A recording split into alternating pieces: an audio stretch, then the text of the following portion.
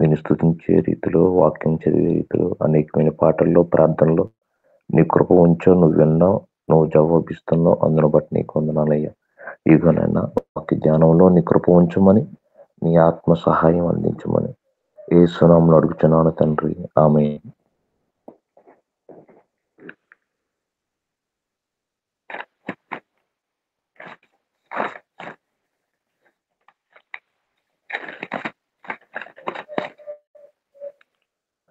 నా జీవం నా సర్వం నీవే దేవా, నా జీవం నా సర్వం నీవే దేవా, నా కొరకే బలి అయిన గొర్రె పిల్ల, నా కొరకే రానున్న ఓ మెస్సయ్యా, నా జీవం నా సర్వం నీవే దేవా,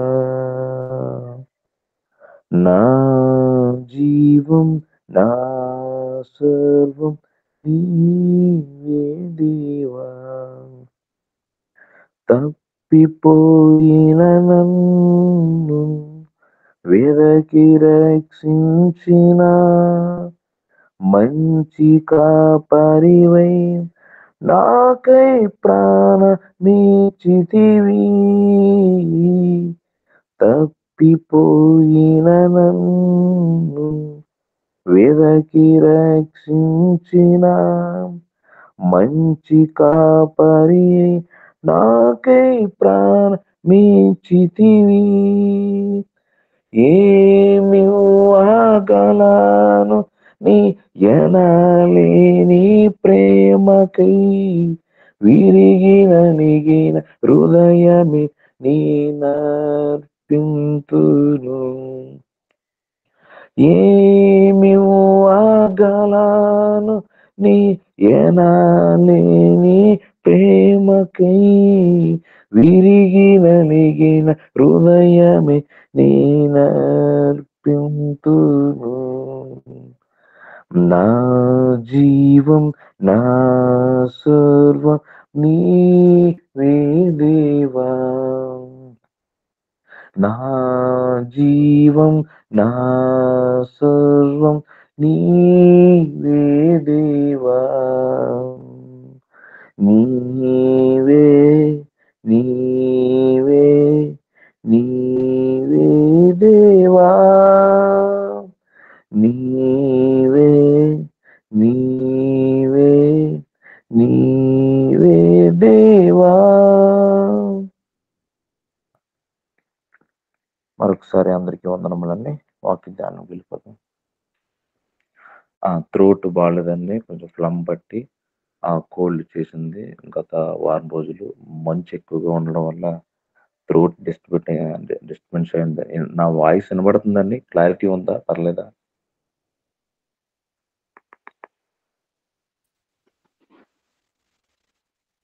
ఓకే, థ్యాంక్స్ అండి. మరొకసారి అందరికీ వందనాలండి. అయితే ఈ దిన వాక్యం యోహాను సువార్త 15వ అధ్యాయము 1వ వచనం.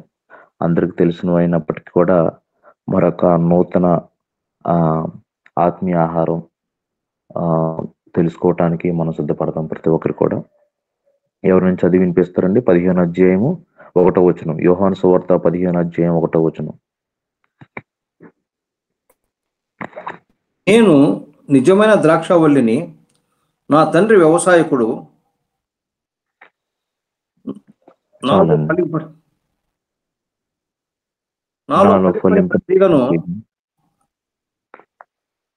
ఆయన తీసి పారవేయను. ఫలించు ప్రతి తీగ మరి ఎక్కువగా ఫలింపవలనని దానిలోని పనికిరాని తీగలను తీసివేయును. చాలు.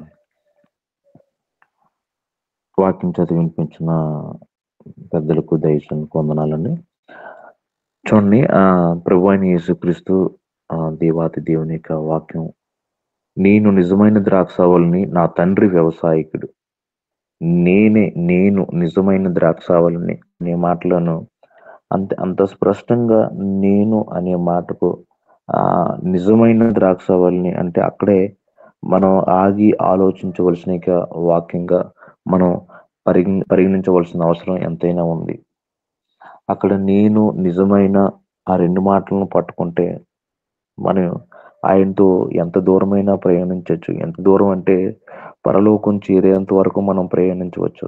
ఎందుకంటే అంత స్పష్టంగా అంత డిక్లరేషన్ మనకి అక్కడ స్టేట్మెంట్ మనకు కనబడుతుందంటే అంతకుముందు అబద్ధమైన అంటే ఆయన వాక్యాన్ని మళ్లించి ఆయన వాక్యాన్ని మరిపించి చెడ్డ త్రోవ దొడ్డు త్రోవ తప్పించే అనేకమైన మార్గాలు అప్పటికే ఉన్నాయి. ప్రభువైన యేసుక్రీస్తు వచ్చిన తర్వాత నేను నిజమైన ద్రాక్షావళిని నేనే ఎందుకంటే ద్రాక్షావళి అంటే పాత నిబంధనలోని చాలా వాక్యాలు మనం చూడవచ్చండి. ఇశ్రాయేలు జాతినంతటి కూడా ఒక ద్రాక్ష చెట్టుతో పోల్చడం మనం చాలా వచనాలు మనం చూస్తాం. యెహెజ్కేలు గ్రంథంలో చూడవచ్చు, హోషేయ గ్రంథంలో చూడవచ్చు. అలాగే అందరికి తెలిసిన వాక్యం కీర్తనలు 80 అధ్యాయము 8, 17 మొత్తం చాలా వచనాలు ఉంటాయి. ఒకసారి చూద్దామండి. ఒక వచనం చదువుకొని ఆపేద్దాం. కీర్తన 80 అధ్యాయము 8 నుంచి 17. 8వ వచనం చదువుతారండి ఎవరైనా? కీర్తన 80 అధ్యాయము 8వ వచనం. నీవు ఐగుప్తులో నుండి ఒక ద్రాక్షావళిని తెచ్చితివి, అన్య జనులను వెళ్ళగొట్టి దాన్ని నాటితివి. చాలండి, థ్యాంక్ యూ. 17 కింద అలాగొస్తే 17 వరకు దాని వివరణ ఉంటది. ఇశ్రాయేల్ జాతినంతటి కూడా ఒక ద్రాక్ష చెట్టుతో దేవాది దేవుడైన యెహోవా పోల్చడం జరిగింది. అయితే చూడండి, మనల్ని దేవాది దేవుడు అంతా ఒక స్పష్టంగా ఆయనతో అంటకట్టబడి ఆయన గుణగానాలను పంచిపెట్టినాము. మనం ఏం చేసామంటే ఇక ఆయన ఆశించే ఫలాలు మనం ఇవ్వలేకపోయాం. మానవ జాతి మొదటి నుంచి చూసుకుంటే ఆయన ఆశించిన ప్రతిఫలాలు, ఆశించిన పనులు, ఆశించిన ఫలాలు, గుణగణాలు ఏవి కూడా మనం లేకుండా పోయాయి. ఎందుకంటే మనం ఆయన అంటుకట్టబడిన తర్వాత మన త్రోవలు, మన ఉద్దేశాలు ఈ లోకంలోనికి మనం మార్చుకున్నాం. అయితే ఈ వాక్యంతో దేవాదేవుడైన ఈ వాక్యం ఏమని సెలవిస్తుందంటే, నేను నిజమైన ద్రాక్షావళిని, నా తండ్రి వ్యవసాయకుడు అంటే పరమ తండ్రి ఆయనే, తన ఫాదర్ ఆఫ్ గాడ్. అయితే నాతోనే అంటుకట్టబడాలి. నా ఉద్దేశాలు నేనే సత్యం, నేనే మార్గం, నేనే జీవం. సత్యం అంటే అదేదో ట్రూత్ అని కాదు కానీ, లేదంటే ఒక మాట కాదు, ఒక పదం కాదు కానీ, ఒక వ్యక్తి గురించి చెప్పవలసిన మాట అది. ఒక వ్యక్తి, దేవుడు. నేనే జీవం. మన జీవితం అంతా కూడా ఆయనలో నిగూఢమైనది, ఆయనలో ఇమిడి ఉన్నది. ఆయన అలాగే మార్గం, ఇది ఎక్కడికి మార్గం అంటే పరలోకానికి తీసుకెళ్లే మార్గం, ఆయన రాజ్యానికి తీసుకెళ్లే మార్గం. అయితే నేనే నిజమైన ద్రాక్షావళిని, నా తండ్రి వ్యవసాయకుడు. నేనే నిజమైన ద్రాక్షావళిని. ఈ రోజు ఈ కొద్ది స్థానాలు మరొక 20 minutes ఉంది, మనం చూసుకుందామండి. అలాగన్నప్పుడు ఆయనతో అంటకట్టబడి మనం ఉండాలి. మనం ఆయనతో ఎప్పుడైతే నిజంగా మనం అంటకట్టబడతామో అప్పుడే ఆయనలో ఉన్న సారం, ఆయనలో ఉన్న మహిమ, ఆయనలో ఉన్న గొప్పతనం, ఆయనలో ఉన్న ప్రేమ, ఆయనలో ఉన్న ఆధ్యాత్మికత మనలో చూడవచ్చు, మనం అనుభవించవచ్చు. అలా కానప్పుడు మనం ఆ కింద వచ్చిన చూస్తే ఎండిపోతామని, అలాగే కట్ చేసి పడేస్తారని, అలాగే కాలిపోతామని ఈ వచనాలు మనం గమనించవచ్చు. అలా కింద 6 వచనాలు అదే అధ్యాయంలో. అయితే మనం ఇక్కడ వివరించుకోవాల్సిన విషయం ఏంటంటే అంటుకట్టబడి ఉండటం. అంటుకట్టబడేటప్పుడు ముఖ్యంగా మనం ఇప్పుడు సాధారణంగా చూడండి, మనం అంటుకట్టే పద్ధతిలో కొన్ని మామూలు ఉదాహరణగా మనం చూసుకున్నట్లయితే పై బెరడును తీస్తారు. బెరడు కొంత భాగాన్ని కట్ చేసి మరలా దానికి అంటుకట్టడం జరుగుతుంది. అలాగే దేవునితో మనం అంటుకట్టబడేటప్పుడు కొంచెం ఆ పెయిన్ ఉంటదండి. ముఖ్యంగా ఆ పెయిన్ ఏంటంటే ఈ లోకంలో ఉన్నవన్నీ విడిచిపెట్టాలి. ఆయన ఏదైతే మన నుంచి బాధాకరంగా, ఆయనకు దుఃఖకరంగా, ఆయనకు ఆయాసకరంగా ఉన్నాయో అటువంటి ప్రతి ఒక్కదాన్ని కూడా కట్ చేసుకోవాలి. ఈ కట్ చేసుకునేటప్పుడు కొంత పెయిన్ ఉంటది. ఆ పెయిన్ మనం భరించవలసి ఉంటది. ఆహ్, ఆ పెయినే ఆయన పెట్టే కత్తిరే ఒక క్రమశిక్షణ. ఆ క్రమశిక్షణకి మనం లోబడి ఉండాలి. ఎప్పుడైతే లోబడి ఉంటామో నిజంగా మనం అంటుకట్టబడి ఉంటాం. అంటుకట్టబడతాం. మ మనకు మ మనకు మనము ఏదైతే వ్యతిరేకంగా ఉందో, ఏదైతే ఆయనకి ఆయాసకరంగా, దుఃఖకరంగా ఉందో, మన ఆయన వాక్యం సహాయంతో, ప్రార్థన సహాయంతో, ఆయన ఇచ్చిన యొక్క బలంతో మనం మనంతట మనం అది అసాధ్యం. అందుకనే ఈ 3 సహాయాలు ప్రార్థన సహాయం, వాక్య సహాయం, ఆయన ఆత్మ సహాయం. ఈ మూడిటి సహాయంతో ఎప్పుడైతే మనకు మనం అవి విడిచిపెట్టడానికి ఎంత బాధైనా, ఎంత ఈ లాభంతో వచ్చిన ఎంత సహవాసాలైనా విడిచిపెట్టాలి. లాభం అంత ఎంత లాభకరంగా అయినా, ఎంత ఆనందకరంగా, సంతోషకరంగా ఉన్నప్పటికీ కూడా ఆయనకి వ్యతిరేకంగా ఉన్నది అని మనకి వాక్యానుసారంగా మనకు కనబడినట్లయితే దాన్ని మనము కట్ చేయటానికి మనం ఇష్టపడాలి. ఆ పెయిన్ ఉంటది. ముఖ్యంగా ఆయన ఆజ్ఞలు. ఆయన ఆజ్ఞలు ఏమని చెప్తానండి. అనేకమైన ఆజ్ఞలున్నాయి. నిర్గమాకాండ 20 అధ్యాయంలో. ఆయన ఇచ్చిన ప్రతి ఒక్క ఆజ్ఞకు మనం లోబడి ఉండాలి. అంటు కట్టబడలేకపోతే మనం ఏటవుతామంటే డ్రై అయిపోతాము. డ్రై అయిపోతాం, ఎండిపోతాం, ఆరిపోతాం. ఈ రోజుల్లోని చూడండి ఆహ్, జాగ్రత్తగా వినాలండి. 15 అధ్యాయం యోహాను సువార్త 15 అధ్యాయం ఆ 1 వచనంలోనే మనం ఉన్నాం.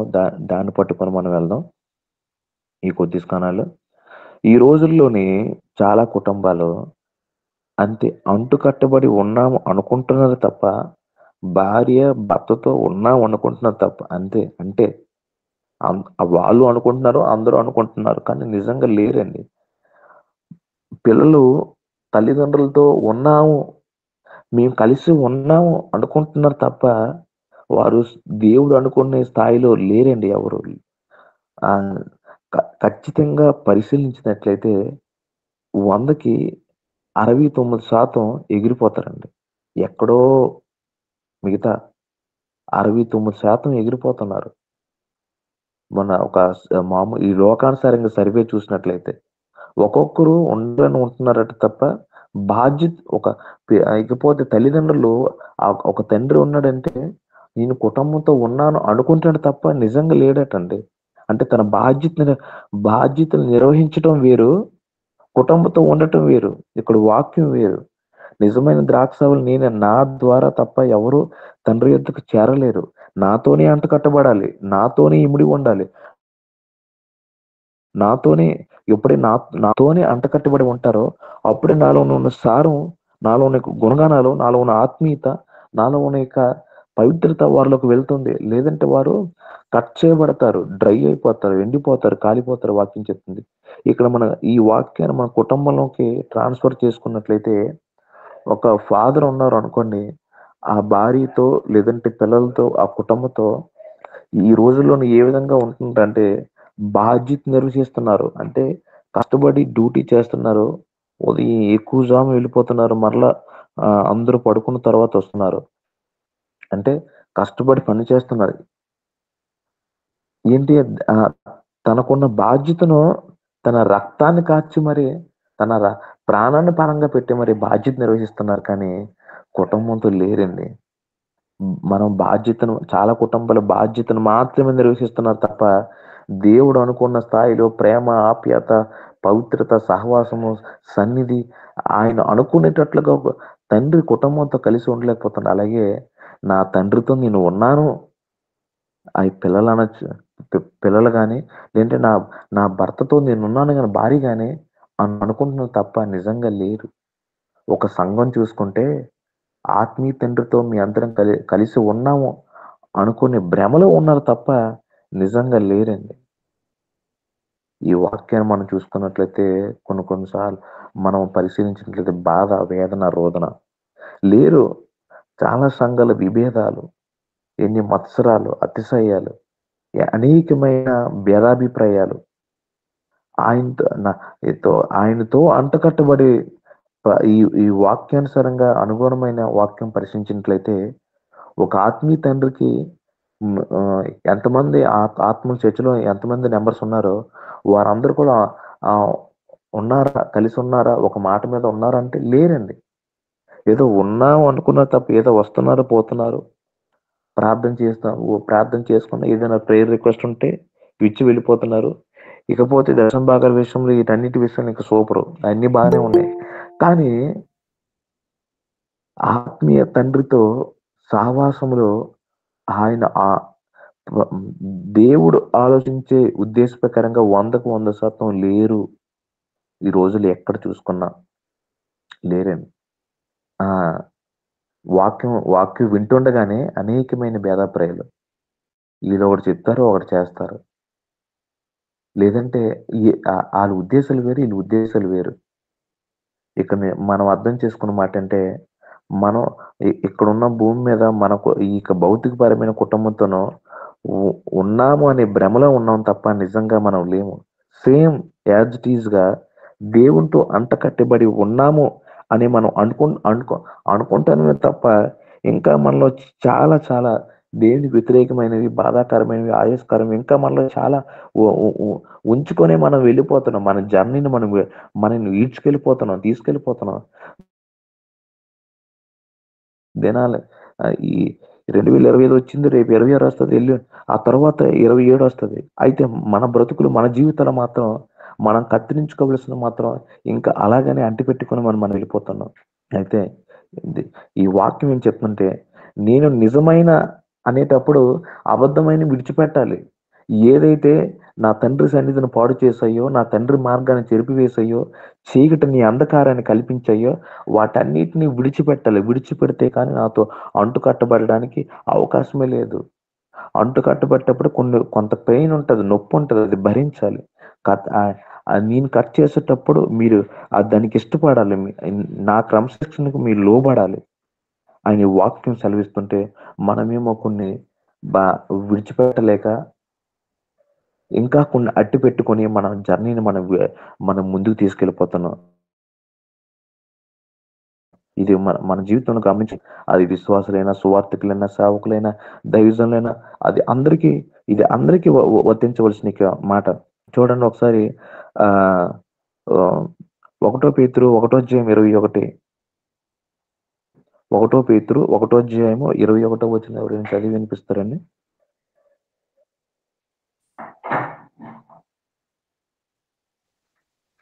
ఆయన జగత్ పునాది వేయబడక మునిపే 1 పేతురు 1:21. అవును. ఆయన జగత్ పునాది వేయబడక మునిపే నియమింపబడిన గాని తన్ను మృతులలో నుండి లేపి తనకు మహిమనిచ్చిన దేవుని ఎడల తన ద్వారా విశ్వాసులైన మీ నిమిత్తము కడవరి కాలములయందు ఆయన ప్రత్యక్షపరచబడును కాగా మీ విశ్వాసమును నిరీక్షణయు దేవుని యందు ఉంచబడి ఉన్నవి. అలా కిందకు వస్తే మీరు స్కైబీజము నుండి కాక శాశ్వతము జీవము గల దేవుని వాక్యం మూలముగా అక్షయ బీజము నుండి పుట్టింపబడిన వారు కనుక నిష్కపటమైన సహోదర ప్రేమ కలుగునట్లు మీరు సత్యమునకు విధేయులు అవుటి చేత మీ మనస్సును పవిత్ర పరుచుకుని వారి ఉండి ఒకరికొకడు హృదయపూర్వకంగాను మికటముగాను ప్రేమించుడి. చూడండి, ఆయన మనల్ని ఏ బీజం నుండి అట్లండి, స్కై బీజం నుండి కాక శాశ్వతము జీవం గల దేవుని వాక్యం మూలం అక్షయ బీజం నుండి పుట్టింపబడిన వారు. అదే వాక్యాన్ని మనం చూసుకున్నట్లయితే ఇర్మియా 2:21 చూసుకున్నట్లయితే నేను బాగానే మిమ్మల్ని నిర్మించాను, ఇగో శ్రేష్టమైన ద్రాక్ష వల్లిగా మిమ్మల్ని నేను ఏర్పాటు చేసినట్టు మీరు నేను ఊహించలేని కారు ద్రాక్ష ఫలాలు నాకు కనిపించారు. నేను ఆశించలేనివి, ఊహించని, నా ఉద్దేశానికి వ్యతిరేకమైన కారు ద్రాక్ష ఫలాలు మీరు ఇచ్చినట్టుగా మీ జీవితాలు, మీ బ్రతుకులు ఉన్నాయి అనే మాటను ఇర్మియా 2:21 మనం అక్కడ గమనించవచ్చండి. అయితే ఆయనకు వ్యతిరేకమైన ఉద్దేశాలు, ఆలోచనలు, తలంపులు ఇంకా అలాగే మత్తయి సువార్త 3:10 చూడండి, మంచి పండ్లకు ఆయన ప్రతి చెట్టును నరికి అగ్నిలో పారవేయబడును. ఆ పారవేయబడటానికి కత్తిరించడానికి గొడ్డలు వేరు దగ్గరే సిద్ధంగా ఉన్న యొక్క మాటను మనం ఆ మా ఈ మాటను పదే పదే మనం చూస్తాము చదువుతాం తప్ప మనం భయపడలేని పరిస్థితి, మారు మనసు పొందలేని పరిస్థితి, పశ్చాత్తాపం పడలేని పరిస్థితి. కానీ మన జర్నీ మాత్రం వెళ్ళిపోతూనే ఉందండి. అనేకమైన ఇంకా పితృ పారంపర్యాచార్యాలు. ఇంకా ఒకసారి మత్తయి సువార్త 15:3 చూద్దామండి ఒకసారి. మత్తయి సువార్త 15 అధ్యాయము 3వ వచనం.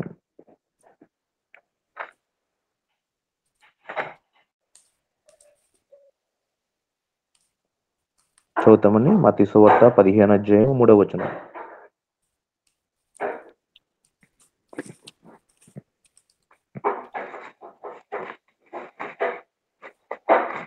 అందుకైన మీరును మీ పారంపర్యాచారము నిమిత్తమై దేవుని ఆజ్ఞను ఎందుకు అతిక్రమించుతున్నారు? తల్లిదండ్రులను గణపరచమనియు తండ్రినైనను చాలండి. చూడండి, పారంపర్యాచార్యాలు. ఆయనేమో నేను నిజమైన ద్రాక్షావళిని, నాతో అంటుకట్టబడండి, నాతో ఎప్పుడైతే పరిపూర్ణంగా అంటుకట్టబడతారో నాలో ఉన్న సారం మీలో ప్రవహిస్తుంది, నాలో ఉన్న గుణగణాల పవిత్రత మీలో అది ప్రవహిస్తుంది, అది ఉంటది. అప్పుడు నేను అనుకున్న ఉద్దేశాలు, నేను అనుకున్న రాజ్యం మీరు పొందుతారు అని ఆ వాక్యములు వివరించినట్లయితే, ఎప్పుడైతే నాతో అంటు కట్టబడలేకుంటున్నారో అది కత్తిరించబడుతుంది, అది ఎండివేయబడుతుంది, అది కాల్చివేయబడుతుంది. అంటే మనమేమో అంటు కట్టబడి ఉన్నాము, మేము కూడా అంటు కట్టబడి ఉన్నాం అనే భ్రమలో ఉండి కూడా ఈ మత్తయి సువార్త 15:3 చూడండి, పారంపర్యాచారాలు మనం ఏవి కూడా చాలా మంది విడిచిపెట్టకుండానే మన క్రైస్తవ జర్నీని మన బ్రతుకును మనం ముందుకు తీసుకెళ్తున్నామండి. ఆయనతో కట్టబడి ఉన్నాము అని మేము కూడా క్రైస్తవులని అని చెప్పుకుని మనకు వెళ్ళిపోతాం. క్రీస్తులో మనం బతకలేనట్టుగా ఈ వాక్యం మనకు సెలవిస్తుందండి.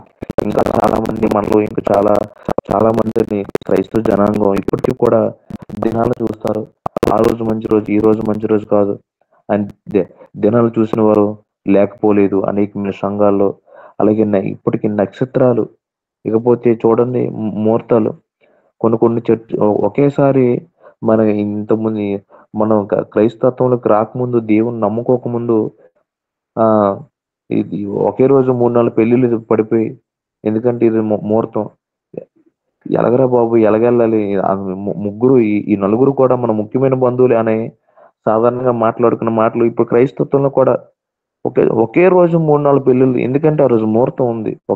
చర్చిల్లో అంట ఒకే రోజు 3-4 పెళ్లిళ్ళు అంతే. ఇంకా ముహూర్తాలు ఇంకా చూస్తున్నారు. ఇంకా వాస్తులు ఎంతమంది చూడట్లేదండి ఇప్పటికీ కూడా. ఎన్నో చర్చెస్, ఎన్నో మందిరాలు కూడా మందిరాలను పాడు చేస్తూ మందిరాలను తూర్పు వైపు ద్వారాలు పెట్టి కట్టబడిన మందిరాలు ఎన్నో ఉన్నాయి. ఇది చాలా బాధాకరం. అయ్యో, అసలు పునాది మనం ఈ లోకం ఉద్దేశంతో, లోకం ఆలోచనతో కట్టబడినప్పుడు ఇంకా సన్నిధి అక్కడ ఏముంటది? అనడానికి ఆలోచన అతీతంగా మనం ఊహించవలసినంత మాట్లాడుకున్న అవసరం చాలా ఉంది. ఇంకా వాస్తులు మనల్ని చూసిన వారు ఇంకా చాలా మంది వాటన్నిటిని మనం కట్ చేసేయాలి ఇంకా. ఎందుకంటే గొడ్డల దగ్గరగా ఉంది, పడేయడానికి, వెండిపోవటానికి, కాలిపోవటానికి. కాబట్టి మనం పశ్చాత్తాపడి మారు మనసు పొంది త్వరగా మనల్ని మనం బలపరుచుకుంటేనే ఇంకా అనేక మందిని బలపరుచుకునే స్థాయిలోకి మనం వెళ్తూనే ఉండాలి. చూడండి, లేకపోతే ఇక సేవకులు డ్రెస్ అండి, బుధవారం ఒక కలర్ వేయాలి, ఆదివారం ఒక కలర్ వేయాలి. ఇటువంటి కూడా ఇది వినలేదేమో, నేను చూసాను. రొట్టె ద్రాక్ష రసం ఇచ్చేటప్పుడు ఒక కలర్ వేయాలి, మామూలుగా శుక్రవారం ఫాస్టింగ్ ప్రేయర్ వెళ్ళేటప్పుడు ఒక కలర్ వేయాలి. డ్రెస్ కలర్లు కూడా నియమించుకున్నారండి. అదొక సాంప్రదాయబద్ధంగా ఆ కలరే వేయాలి. లేకపోయినా అప్పటికప్పుడు ఉతికి వాషింగ్ మిషన్ లో వేసి ఆరబెట్టుకొని అరగంటలోనే రెడీ అయిపోయిన సేవకులు చాలా మంది. చాలా విచిత్రంగా ఉంది కదా ఈ మాట వింటుంటే. అవునండి. అలాగే బయట నుండి వచ్చేటప్పుడు నీళ్లు చల్లుకోవడం ఇంకా సంఘాల్లో కనబడుతూనే ఉన్నాయి. ఎందుకంటే ఇది క్రైస్తవుల్లో చూసిన దేవుణ్ణి వెంబడించిన వారు, ఆయనతో అంటుకట్టబడి ఉన్న వారి జీవితాల్లో చూసి ఈ మాట నేను చెప్తున్నాండి. నా సొంతంగా నేను చెప్పట్లేదు, జాగ్రత్తగా విందాం.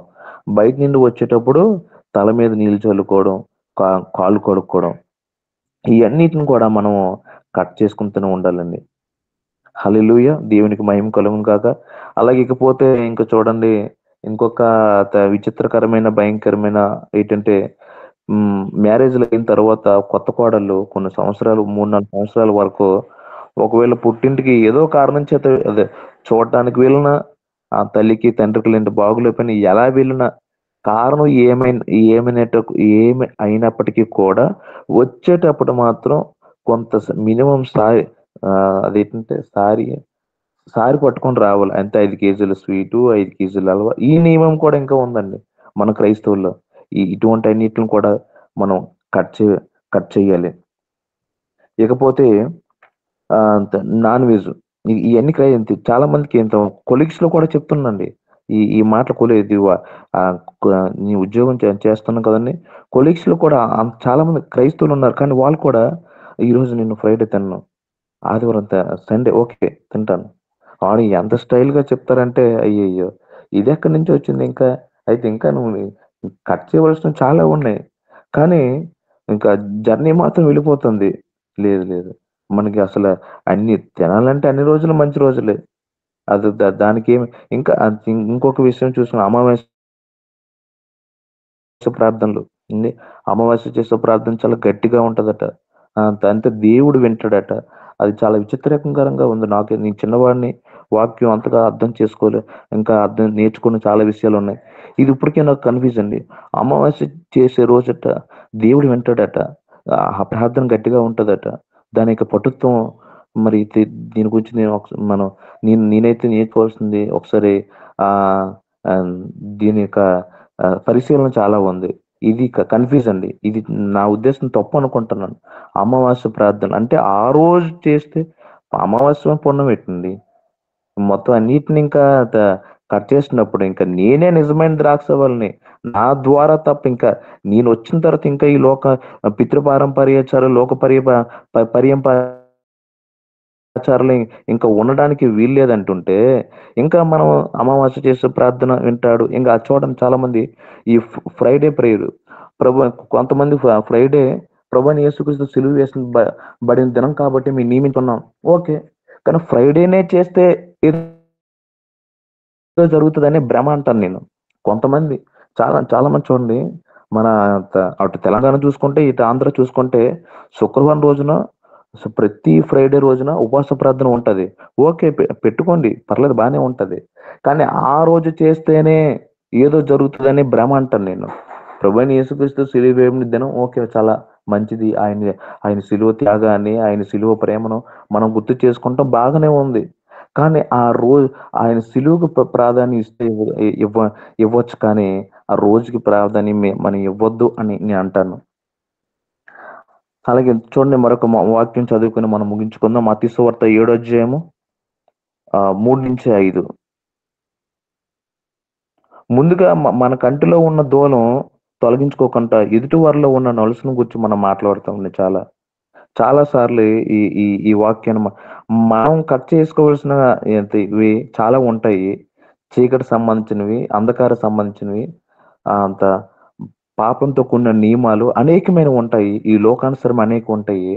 వాటి గురించి మనం పట్టించుకోక, ఎదుటి వారిలో ఉండే చిన్న చిన్న తప్పిదములను మనం ఆ ముందు మ ఇక మత్తయి సువార్త 7 అధ్యాయం 2వ వచనం చూసినట్లయితే పరిసయ్యులు కాలు కడుక్కో గురించి మాట్లాడుతారు. ఇదే శిష్యుల గురించి. ఇదే ప్రభువైన యేసుక్రీస్తు వాదన. నీ శిష్యులు భోజనం చేసే ముందు కాలు కడుక్కో. ఇది పెద్దల పారంపర్యం. మీరు ఎందుకు వ్యతిరేకిస్తున్నారు అనేసి పరిసయ్యులు అంటున్నారు. అంటే చూడండి ప్రభువైన యేసుక్రీస్తు అప్పుడు మంచి డీటెయిల్ సమాధానం ఆ కింద వచనాలు ఉంటది 3-5. అయ్యో! మీరు ఆహ్, నా దేవుని వాక్యాన్ని ఆజ్ఞను పక్కన పెట్టి మీరు ఆహ్, ఇవి అసలు పాటించలేనటువంటి ఈ పితృ పారంపర్యాచారాలు ఇంకా వీటిని ఎందుకు పట్టుకొని వేలాడతారు? దాని మూలంగా ఎందుకంటే అప్పటికే ఆటన్నిటిని మీరు పట్టుకొని వేలాడడం వల్ల అవి పాటించడం వల్ల ఇగో నా దేవుని నా పరమ తండ్రి దేవుని నియమాలను, ఆజ్ఞలను పక్కన పెట్టేశారు.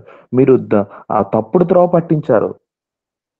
ఆయన అక్కడ ఆ మాటను మనం గమనించవచ్చు.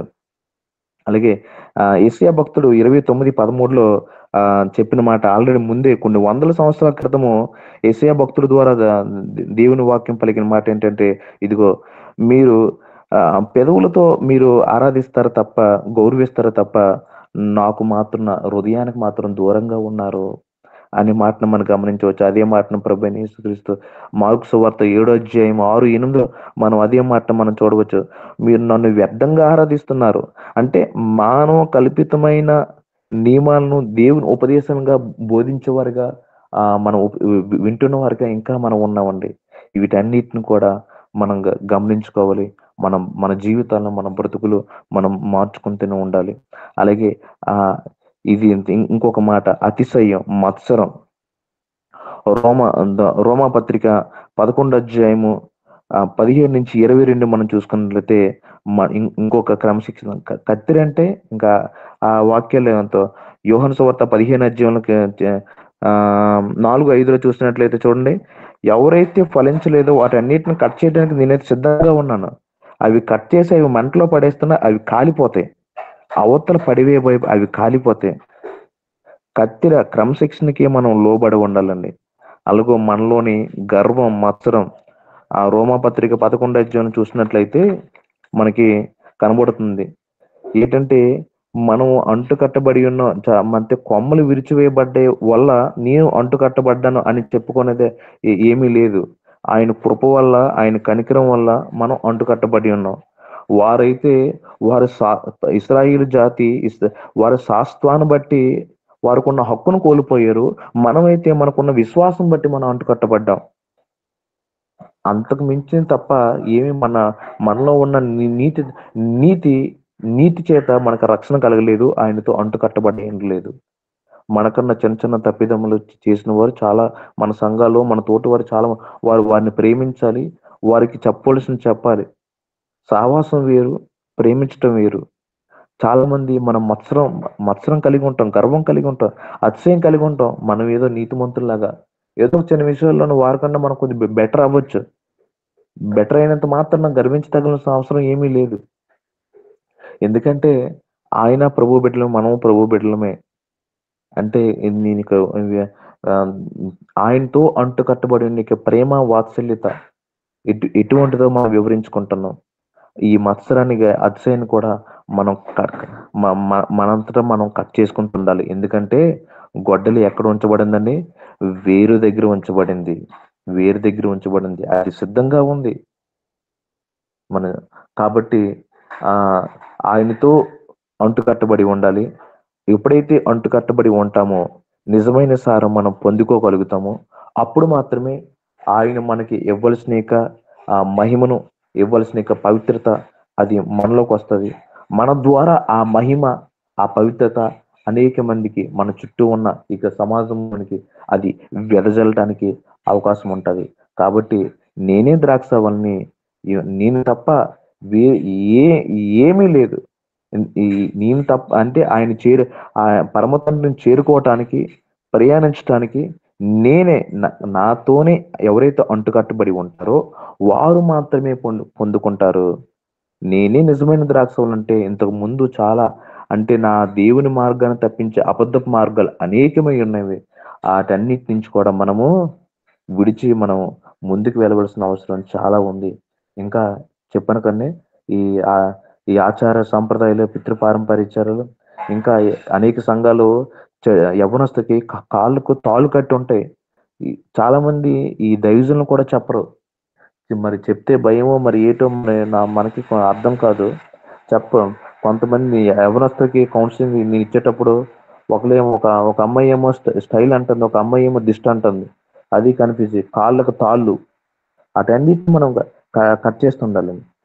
ఈ లోకాచారాల ప్రతి దాన్ని కూడా మనం విడిచిపెట్టి మనం ముందుకు సాగితే గానీ ఆయనతో అంటుకట్టబడి ఉన్నాం అని చెప్పుకోవడానికి ఒక అర్థం కలిగి ఉంటాం. మా ఇంట్లో చిన్నపిల్లలు కొన్ని మొన్నే 3 సంవత్సరాల బాబుకు నిండింది. మేము పల్లెటూరులో, మా సొంత పల్లెటూరులకు వెళ్తున్నప్పుడు అనేక మంది చెప్తుంటారు, ఏదో నిద్రలో ఏడ్చేటప్పుడు లేదంటే ఇంటికి వెళ్ళగానే అది చల్లండి, ఇది చల్లండి, దిష్టి తీయండి, ఎన్నెన్నో చెప్తారు. మీరు చేసినవన్నీ కూడా నా దేవుని శక్తికి ముందు అవి పనికిరానివి అని డైరెక్ట్ గా మగమాటలు ఇక్కడ ఏం పనిచేయవండి. మగమాటలు పనిచేస్తే ఆయనతో అంటు కట్టబడలేకంటే ఎండిపోతాం. కాబట్టి ఇటువన్నిటిని కూడా మనం కట్ చేసుకొని మనం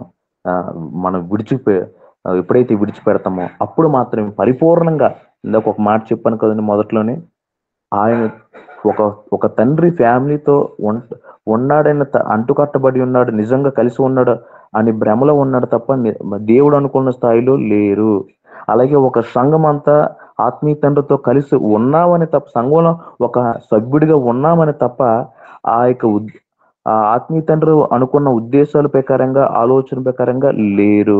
అలాగే మనం కూడా తండ్రి అయిన దేవుడితో ఉన్నామని తప్ప, అంటుకట్టబడి ఉన్నామే తప్ప ఆయన అనుకున్న స్థాయిలో లేము అనే వాక్యాన్ని మనం ఒకసారి గమనించుకుంటూ పరిశీలన చేసుకుంటూ మనం ఆయన అనుకున్న స్థాయిలోకి, మహిమలోకి వెళ్ళాలని ఈ వాక్యం నేను ముగిస్తున్నాను. అందరికీ వందనాలండి. ఇక అవకాశం ఇచ్చిన దైవజనులకు వందనాలు. Praise the lord.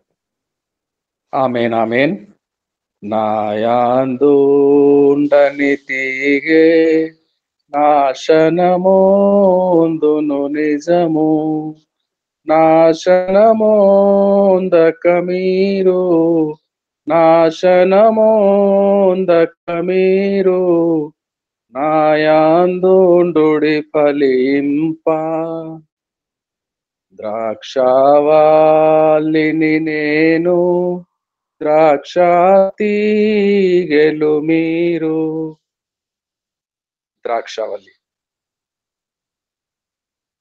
నేను ఇంకా చిన్నవాడనై బాలుడనై నా తండ్రి ఎదుట మోకరించిన స్థితిలోనే ద్రాక్షావల్లి. యోహాను సువార్త 15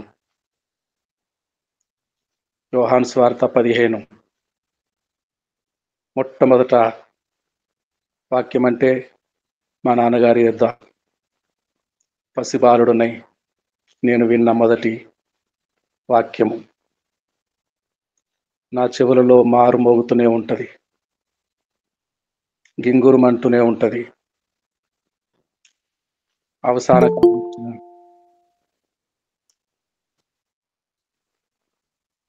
అవసాన కాలం వచ్చిన యేసు ఒడిలో పవలించుటకు వెళ్ళిపోయిన ఇంకా మారుమోగుతూనే ఉంటది. ద్రాక్షావల్లి తీగె.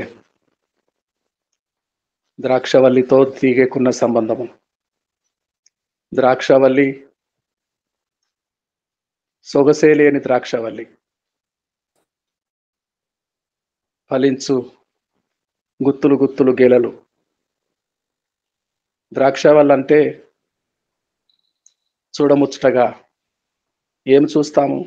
ఫలములు చూస్తాము, ఆకర్షింపబడతాము. ఏమి చూసి ఆకర్షింపబడతామో? గెలలు గెలలుగా, గుత్తులు గుత్తులుగా వేలాడబడుతున్న ఫలములు. ఆ ఫలములు, గెలలు తీగలకే ఉంటాయి. ప్రతి తీగే సారము గ్రహిస్తుంది ద్రాక్షావల్లి నుండి.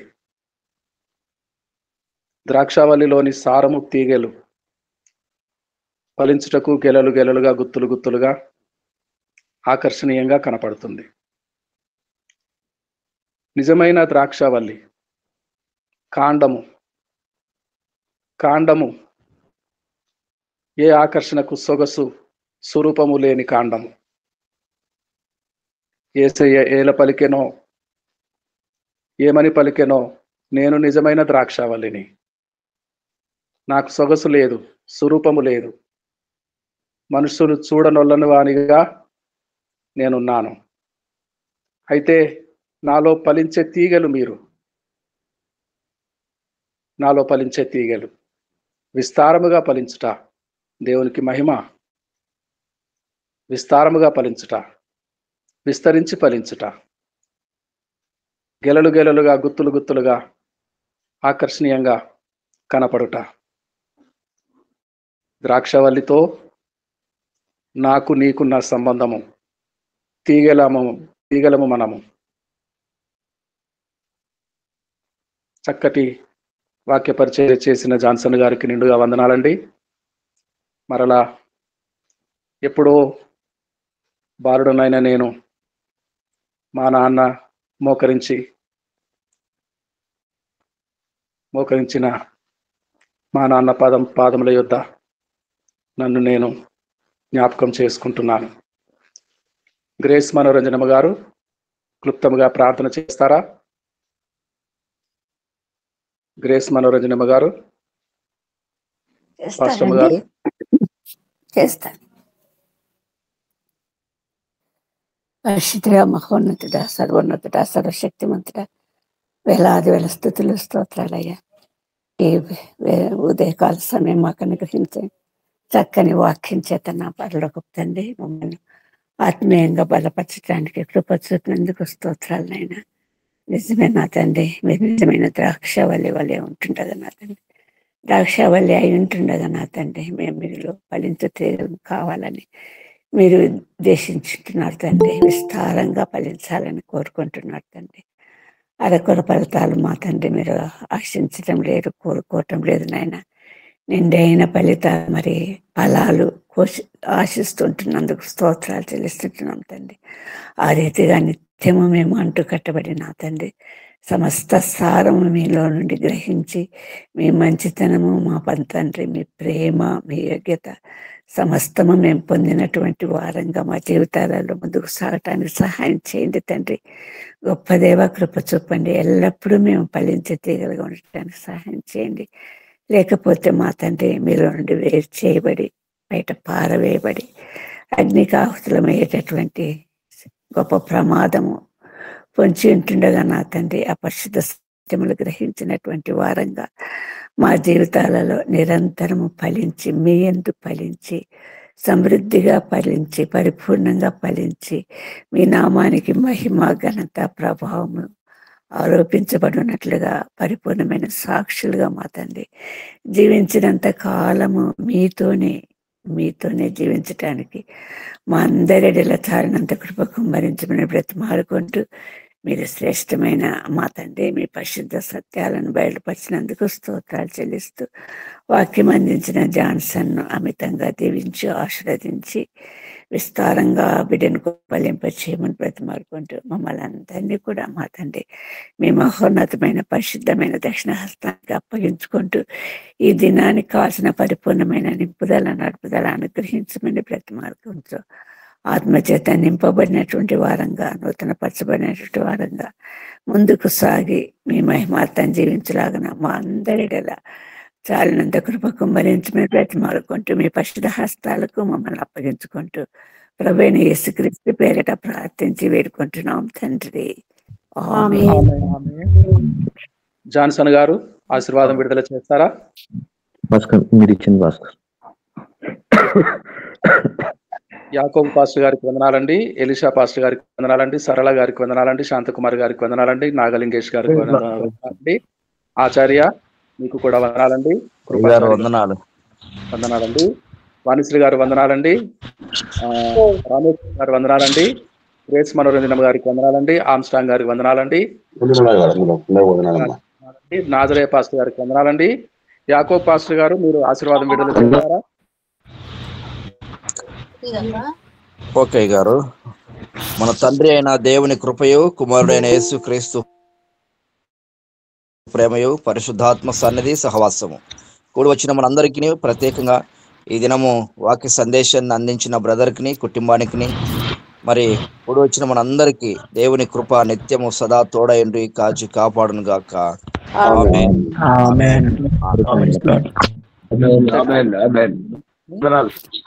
హిందీ సభ ప్రారంభిస్తున్నాము. ఆइए हिंदी सभा में प्रवेश करेंगे।